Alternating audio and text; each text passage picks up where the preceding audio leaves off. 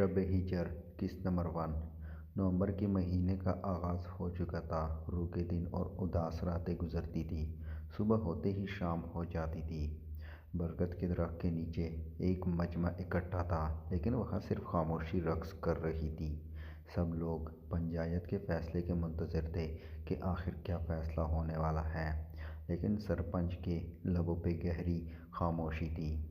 سرپنچ نے سر اوپر اٹھایا اور ایک نظر اپنے دائیں طرف دیکھا، جہاں ان کا بیٹا دلشیر بہت سنجیدہ حالت میں بیٹھا تھا اور شاید وہ اس مجمع کے ختم ہونے کے انتظار میں تھا۔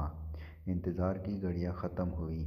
بلاچ خان نے میرے بھائی کے بیٹے کا قتل کیا ہے، اس لیے ہمیں خون کے بدلے میں خون یا پھر بلاچ خان کی بہن چاہیے۔ لیکن شیردل نے فوراً سے باپ کی طرف دیکھا، سبز لال آنکھیں جو برداشت کی آخری حدوں میں تھیں۔ 2 دن کی بڑھی ہوئی شیو گوری رنگت جو ونی کا سن کر لال ہو گئی تھی۔ لمبا چوڑا قد شلوار قمیض پہنے، گلے میں ڈال ڈالے وہ بم شکل ضبط کیے بیٹھا تھا۔ تو بلاچ کے والدین نے جھکا ہوا سر اٹھایا۔ ہم قصاص دینے کے لیے تیار ہیں، احمد خان کی آواز گونجی۔ ہمیں قصاص نہیں چاہیے، ہمیں خون ہی چاہیے۔ تھوڑے وقفے کے بعد شیردل کی آواز گونجی تو سب کی نظریں اس کی طرف گئیں۔ سب جانتے تھے کہ اگلا سرپنچ اسی نے بننا ہے۔ جب بلاچ خان کی بہن نے کچھ کیا نہیں ہے تو وہ کیوں بھائی کی سزا جھیلے؟ ہمیں بلاچ خان کا خون چاہیے۔ شیردل کی آواز غصے سے گونجی۔ اس کے دماغ کی رگیں تن چکی تھیں اور وہ فل قہر سے بلاچ خان پہ نظریں جما کر بیٹھا تھا، جیسے نظروں سے کھا جائے گا۔ برخوردار، ابھی فیصلے کے لیے ہم زندہ ہیں۔ وہ جو چاہیں گے ہمیں منظور ہوگا۔ اگر انہوں نے بیٹی دینی ہے تو کل شام کو یہیں جرگے میں نکاح ہوگا۔ بابا کی گریدار آواز گونجی تو وہ چپ ہو گیا۔ شاید طوفان سے پہلے کی خاموشی تھی یہ۔ احمد خان اور ان کی زوجہ کو شاید ہفتے اقلیم مل گیا تھا، ان کا جوان بیٹا بچ گیا تھا، اور بلاچ وہ بت بن کر بیٹھا تھا۔ وہ جانتا تھا کسی نے اس پہ یقین نہیں کرنا، اس لیے بولنے کا کوئی فائدہ نہیں۔ آخر میں یہی فیصلہ ہوا کہ کل شام کو بلاچ خان کی بہن کا نکاح شیردل سے کیا جائے گا۔ شیردل غصے سے حویلی میں داخل ہوا۔ وہ زنان خانے کی طرف بڑھا۔ اسے غصے میں اندر آتے ہوئے دیکھ کے مورے اپنی جگہ پہ رک گئی۔ اس کے غصے سے پورا گھر لرز اٹھتا تھا۔ وہ بہت مشکل سے خود پہ قابو پا رہا تھا، لیکن سب جانتے تھے کہ وہ بہت جلد پھٹنے والا ہے۔ جیسے جو خالد شاہ گھر میں داخل ہوئے تو شیردل اپنی جگہ پہ رک گیا، جیسے وہ انہی کا انتظار میں ہو۔ بابا جان، آپ ایسے کیسے کر سکتے ہیں؟ شیردل کی آواز پورے کوریڈور میں گونجی۔ اس کی اتنی تیز آواز سن کے ساری فیملی وہاں جمع ہو گئی۔ سبھی پنچایت کا فیصلہ سننے کے لیے بے چین تھے۔ کیا فیصلہ ہوا بڑے شاہ جی؟ ان کی اہلیہ نے آگے بڑھ کے پوچھا۔ اب ان سے کیوں پوچھ رہی ہیں اماں سائیں؟ میں بتاتا ہوں آپ کو۔ بابا سائیں نے ونی کی شرط مان لی۔ شاہ جی، میں جانتی ہوں آپ نے یہ فیصلہ کچھ سوچ کے ہی کیا ہوگا، مہرین بیگم نے شوہر کے کندھے پہ ہاتھ رکھتے ہوئے کہا۔ تو شیردل کا منہ کھل گیا۔ وہ ماں کو اپنا حمایتی بنانا چاہتا تھا، لیکن یہاں تو کایا ہی الٹ گئی۔ اس نے چچا سائیں اور چاچی سائیں کی طرف دیکھا اور ساتھ کھڑی ان کی بہو پہ نظر پڑی جو 2 دن پہلے ہی بیوہ ہوئی تھی۔ اس کی حالت اس وقت قابل رحم لگ رہی تھی۔ خالد شاہ نے ایک نظر سب کی طرف دیکھا۔ میں جانتا ہوں سب کو اس فیصلے سے انحراف ہے، لیکن میں نے یہ فیصلہ سوچ سمجھ کے کیا ہے۔ بہرام شاہ کا خون اتنا سستا نہیں تھا کہ ایک ہی دن میں قصہ ختم کر دیتے۔ وہ لوگ روز جئیں گے، روز مریں گے۔ اس گھر میں اس لڑکی کو نوکرانی جتنی بھی عزت نہیں دی جائے گی، اس کی اوقات 2 کوڑی سے بھی کم ہوگی۔ خالد شاہ اپنا فیصلہ سنا کر اندر کی طرف بڑھ گئے تو باقی سب بھی خاموشی سے اپنے روم کی طرف بڑھ گئے۔ وہ جانتے تھے کہ ان کا فیصلہ پتھر پہ لکیر کی طرح ہے۔ دل، پتہ ہے جب ہماری شادی ہو جائے گی ہم دونوں گھر کے کام اکٹھے کریں گے۔ ماہا اپنے چہرے سے بال پیچھے کرتے ہوئے بولی۔ گوری رنگت، بڑی بڑی کالی گہری آنکھیں، گالوں پر پڑتے ڈمپل جن میں دل کا دل اٹکا رہتا تھا، لمبے گھنے بال جو دل کو بہت پسند تھے، وہ بڑی آنکھوں کو اور بھی بڑا کیے باتوں میں مگن تھی۔ دل کی نظریں اس کے چہرے کا طواف کر رہی تھی۔ وہ بہت معصوم تھی، ضرورت سے زیادہ۔ انہیں ملے ہوئے ابھی زیادہ عرصہ نہیں ہوا تھا، لیکن وہ لڑکی اس کی جان بن گئی تھی۔ دل پتہ ہے؟ پھر سے ماں کی آواز گونجی تو وہ متوجہ ہوا۔ کیا جان؟ پتہ ہے جب میں کوکنگ کروں گی آپ ساتھ رہو گے؟ آپ ساتھ رہو گے، ماں نے لاڈ سے کہا۔ میری جان، تم میرے حق میں کوکنگ کرو گی؟ دل نے آنکھ مارتے ہوئے کہا۔ ہاں ٹھیک ہے، میں آپ کے حق میں کر لوں گی، لیکن آپ پاس رہیں گے نا؟ میں ہمیشہ اپنی جان کے ساتھ رہوں گا، اور تمہیں پتہ ہے جب تم میرے حق میں کوکنگ کرو گی تب میں اپنی ماں کے گالوں پہ کس بھی کروں گا، دل نے معنی خیزی سے کہا، جو ماں کے اوپر سے گزری۔ کب تک کوکنگ سیکھ رہی ہو؟ دل جانتا تھا کہ اسے کوکنگ نہیں آتی، مگر اب جب ہم گھر جائے گا تب سیکھے گا، ماں نے سر پہ ہاتھ مار کے اپنے انداز میں کہا۔ دل، میری کلاس ہونے والی ہے، میں جا رہی ہوں، پھر ملتی ہوں۔ گھڑی پر ٹائم دیکھتے وہ اٹھ کھڑی ہوئی۔ اوکے، لیکن واپسی پر تم میرے ساتھ جاؤ گی؟ اوکے۔ وہ اس کے بال بکھیرتے وہاں سے بھاگی، کیونکہ لیٹ ہونے پر ٹیچر گھسنے نہیں دیتی تھی۔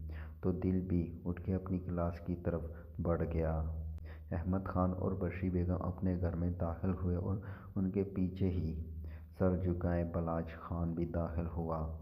گھر ویسا ہی پڑا تھا جیسے وہ چھوڑ کے گئے تھے۔ انہیں گھر میں داخل ہوتا دیکھ کے ماہی ان کی طرف بڑھی۔ لالا، کیا فیصلہ ہوا؟ بلاچ خان کا ہاتھ پکڑتے ہوئے اس نے پوچھا، لیکن سامنے سے بس خاموشی تھی۔ تو ماہی نے اس کا ہاتھ چھوڑا اور احمد خان کی طرف بڑھی۔ چاچا چاچی، آپ لوگ سب خاموش کیوں ہیں؟ بیٹا، کل تمہارا سرپنچ کے بیٹے سے نکاح ہے، تیار ہو جانا۔ احمد خان اپنا فیصلہ سنا کر کمرہ نشین ہونے چلے گئے تو ماہی بلاچ خان کی طرف بڑھی۔ لالا، جب آپ نے کوئی قتل نہیں کیا تو ہم سزا کیوں بھگتیں؟ میں ونی نہیں ہوں گی لالا، ہم مل کر ثبوت ڈھونڈیں گے نا، لیکن ایسا نہیں کریں گے پلیز۔ کون کرے گا یقین؟ بلاچ نے نفی میں سر ہلایا۔ لالا، مجھے یقین ہے میں کروں گی، ماہی جذباتی ہوئی۔ ماہی، تمہارے یقین کرنے سے کچھ نہیں ہوگا، بشری بیگم کی آواز گونجی۔ آج تمہاری یہاں آخری رات ہے، لیکن چاچی میں کیوں سزا اٹھاؤں؟ ہم راتوں رات یہاں سے بھاگ جاتے ہیں نا، وہ روتے ہوئے بولی، کیونکہ وہ جانتی تھی ونی کی کیا سزا ہے۔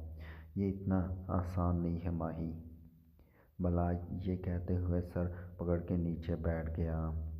پھر یعنی میں ونی ہو جاؤں گی؟ ماہی کے درد سے آواز گونجی۔ نہیں، میں نے اس سے وعدے کیے تھے۔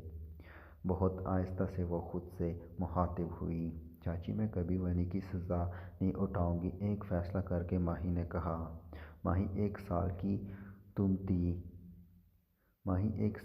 تھی تم، تمہیں ہم نے پالا پوسا اولاد سمجھا، کبھی تم میں اور بلاچ میں فرق نہیں کیا، آج تم ہمیں یہ صلہ دے رہی ہو؟ اور وہیں ماہی کی بولتی ختم ہو گئی۔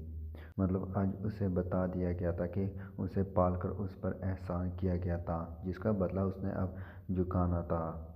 وہ ان کے بغیر کچھ بھی نہ تھی، لیکن اب تو شاید کچھ بھی اس کا نہ تھا۔ اگلی صبح اپنے اندر بہت سے بھید چھپائے نمودار ہوئی۔ اگر شاہ حویلی کی طرف جائیں تو سارے لوگ کھانے کے ٹیبل پہ جمع تھے، سوائے شیر دل کے۔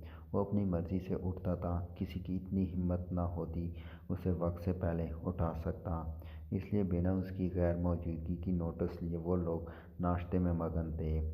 اور وہیں دوسری طرف ماہی کا رو رو کے برا حال تھا، وہ ایسا نہیں چاہتی تھی، اس کے تو بہت ارمان تھے، لیکن سارے خواب چکنا چور ہو گئے اور وہ ونی ہو رہی تھی۔ کوئی بھی ابھی تک کمرے سے باہر نہ نکلا تھا، شاید سب ایک دوسرے سے نظریں چرا رہے تھے۔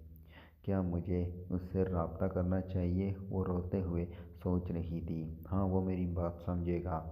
اس نے فوراً فون اٹھاتے اس کا نمبر ڈائل کیا۔ پلیز اٹھا لو، وہ یہاں وہاں چلتی بے صبری سے اس کے فون اٹھانے کا ویٹ کر رہی تھی، لیکن شاید آج قسمت اس کے ساتھ لیکن شاید آج قسمت اس کے ساتھ نہ تھی۔ اس کا نمبر لگ ہی نہیں رہا تھا۔ بار بار فون کرنے پر بھی اس کا نمبر بند ملا تو اس نے فون غصے سے دیوار پر دے مارا اور پھوٹ پھوٹ کر رو دی۔ شام کے وقت سب لوگ جرگے کی جگہ پہ جمع تھے۔ تھوڑی دیر بعد سب کی موجودگی میں ماہی اور شیر دل کا نکاح ہوا۔ شیر دل کا غصے سے برا حال تھا۔ نکاح ہوتے ہی وہ بنا کسی کی پرواہ کیے وہاں سے اٹھ کے چلا گیا۔ اس نے ایک نظر بھی ماہی کی طرف نہیں دیکھا تھا، وہ کالی چادر میں لپٹی ہوئی تھی۔ نکاح کے بعد وہ خاموشی سے ان لوگوں کے ساتھ روانہ ہو گئی۔ وہ جانتی تھی وہ ونی ہو رہی ہے اور وہ یہ بھی جانتی تھی کہ ونی کے ساتھ بہت برا سلوک کیا جاتا ہے۔ وہ خود کو اس سب کے لیے تیار کر رہی تھی۔ 5 میل کی مسافت پہ وہ لوگ حویلی پہنچے۔ حویلی پہنچتے ہی جیسے جو اس نے سامنے کی طرف نظر اٹھائی تو دنگ رہ گئی۔ وہ اس کے خوابوں جیسا ہی گھر تھا۔ وہ ایسا گھر صرف ٹی وی میں ہی دیکھتی تھی، لیکن یہاں سچ مچ میں موجود تھا۔ وہ اپنی عمارت کا منہ بولتا ثبوت تھا۔ سب کو اندر کی طرف بڑھتے دیکھ کے وہ بھی اندر کی طرف بڑھی۔ اس نے ابھی تک اپنا چہرہ چادر سے چھپایا ہوا تھا۔ وہ ابھی اندر داخل ہی ہوئی تھی کہ چیل کی طرح ایک عورت اس کی طرف لپکی اور اسے بنا دیکھے مارنا شروع ہو گئی۔ یہی ہے وہ ناگن جس کے بھائی نے میرے سہاگ کو اجاڑا ہے۔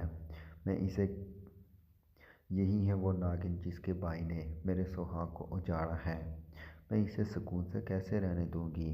میں اسے مار ڈالوں گی۔ اور وہ اندھا دھند مارنے لگ گئی۔ کسی نے آ کر نہیں چھڑوایا۔ شاید اس گھر کے سارے مکین اندھے ہو چکے تھے۔ شاید وہ سب احساس سے خالی ہو چکے تھے۔ جب مار مار کے وہ تھک گئی تو ایک طرف بیٹھ کے رونا شروع ہو گئی اور دوسری طرف ماہی میں اتنی ہمت نہ تھی کہ وہ اٹھ سکتی۔ وہ بے سود نیچے پڑی تھی اور پتہ نہیں اس کی سرگسائی کہاں تھا جسے اس کی پرواہ بھی نہ تھی۔ تھوڑی دیر بعد شاید کوئی ملازمہ اسے ہاتھوں سے پکڑ کے کوارٹر میں لے گئی اور ایک طرف پھینک کے چلی گئی اور وہ وہیں پڑی رہی۔ وہ نازک لڑکی اسی پل مر گئی تھی۔ وہ ایک دن میں بوسیدہ عمارت کی طرح ہو گئی تھی۔